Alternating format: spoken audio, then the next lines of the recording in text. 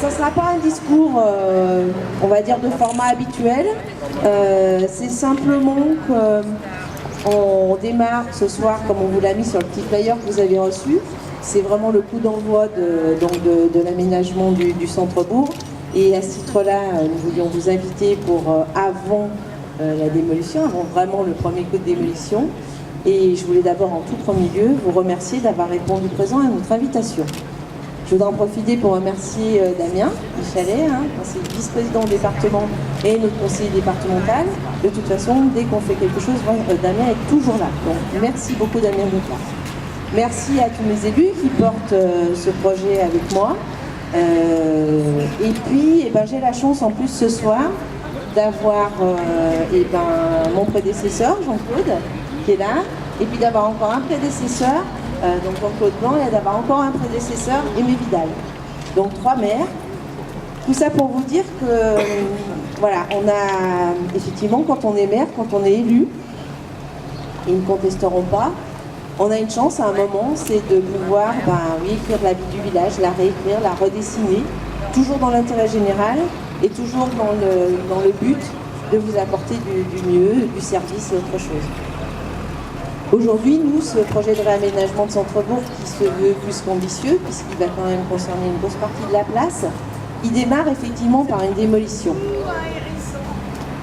Alors, démolir un bâtiment pour réaménager un centre-bourg, lui donner un nouvel aspect paysager, architectural et autres, c'est pas pour autant faire fi et tirer un trait sur le passé.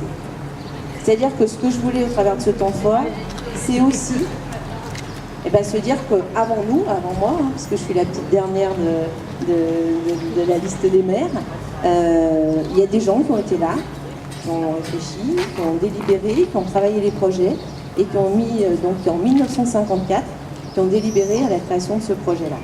Projet qui regroupait la caserne, comme vous le voyez, à l'époque des douches municipales, vous m'arrêtez si je dis des bêtises, et à côté le bureau de poste. Donc parce que je sais ce que c'est maintenant, et je le dis très souvent, ça, je le dis de toute façon jamais il faut critiquer, parce que c'est vraiment que quand on est aux commandes, ou que quand on est élu, qu'en essayant de faire du mieux qu'on peut, on se rend compte que c'est pas aussi simple que ça. Et là encore, je pense que vous le confirmerez, et toi aussi Damien. En tout cas, sachez que c'est ce qu'on essaye de faire. Donc c'était déjà rendre hommage à nos prédécesseurs qui avaient simplement répondu à un besoin, puisqu'avant il y avait une pompe, que la pompe a été mise dans le bâtiment des pompiers, que les pompiers ont commencé à se mettre en service, vous voyez au travers des photos, et puis la poste, qui n'était pas rien, puisque c'est un service qui est arrivé aussi. Alors la poste, et monsieur Vidal, je vous remercie, parce que je me suis inspirée de ce que vous avez écrit dans votre livre, pour arriver à retrouver les dates et tout. La poste, la commune de Frontenat, là, elle n'était jamais d'accord, parce qu'à un moment donné, il avait été question que ce soit à Panossa, non. Il avait été question que ce soit à Chamagny, non plus. Il avait été question encore tout un tas de choses. Finalement, la Verpillière, ça a été accepté, mais surtout ce qui a été accepté, et ce qui a été décidé, c'est de faire un bureau de poste ici. Donc c'est important parce qu'on se rend compte que ça, c'est l'histoire du village, c'est l'histoire de la place, et qu'il y a des gens qui ont fait ce qu'il fallait pour. Donc là, on est en 1954. En 1962, il y a eu l'extension. Et puis aujourd'hui, aujourd'hui, on vous invite parce qu'effectivement, on va un peu chambouler tout ça et on va rouvrir, en démolissant ce bâtiment, rouvrir sur les très jolis bâtiments de la commune. L'ancienne Grange Gabrielle, qu'on appelle assez facilement le bâtiment des géomètres, tout simplement parce que les géomètres sont en rez-de-chaussée, et d'ailleurs je les remercie parce qu'ils sont là ce soir. La cure, l'ancienne cure, ça rouvrira sur le jardin de la cure, et naturellement l'église, où ça sera quand même beaucoup plus facile d'accès, et puis naturellement aussi la mise en valeur de nos commerces, tout simplement par rapport à tout ça. Et l'idée, c'est bien de créer cette ouverture, donc de s'ouvrir, c'était l'objet du petit flyer. Alors là, je voudrais faire une petite parenthèse sur le flyer. Je vais en profiter d'abord pour remercier les collaborateurs de la mairie, collaboratrices, qui ont beaucoup participé à cet événement de ce soir. Puis je voudrais faire un petit coup de chapeau, elle n'a pas pu être là ce soir, à Charlotte Chaminade, qui, Charlotte, est en stage vers nous, stage de communication. Et c'est Charlotte qui nous a fait le petit flyer que vous avez eu distribué dans votre boîte aux lettres.